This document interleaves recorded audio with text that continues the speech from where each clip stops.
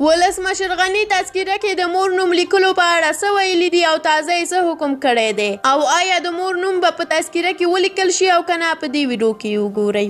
افغان ولسمشر محمد اشرف غني په تذکره کې د ثبت احوال په قانون کې د مور نوم لیکلو اړوند تعدیل توشیح کړ. د ولسمشر ویان صدیق صدیقي په یو ټویټر پیغام کې ویلي دي چې ولسمشر دغه تعدیل چې افغان کابینې له مخکې تصویب کړي د یو فرمان له مخې توشیح کړ. دغه فرمان له مخې به د افغانانو په تذکره کې د نورو شخصي مشخصاتو ترڅنګ د مور نوم هم لیکل کیږي. افغان کابینې د ولسمشر غني په مشرۍ غونډه کې د روانې میاشتې په لومړیو کې په تذکره کې د مور نوم لیکل ثبتول تایید کړل.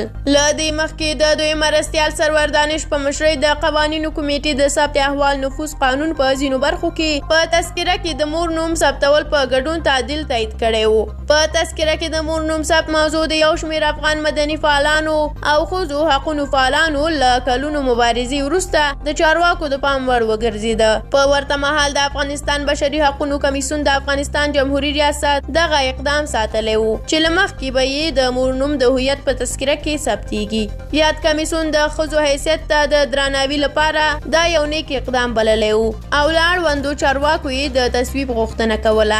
د خواله رسنیو کارونکو په پراخه کچه د دې غوښتنې تایید کاوه او هشتګ یې لاس پر لاس کېده.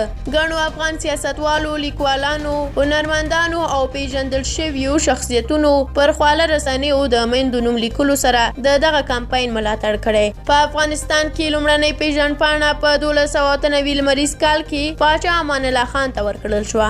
له تاسو مننه چې ویډیو م تر اخره ولیدله. که په دې اړه تاسو هم کوم نظر لرئ زموږ سره کومنټ کې شریک کړئ. تر بیا او بلې ویډیو الله مو مل شه او ښه وخت ولرئ.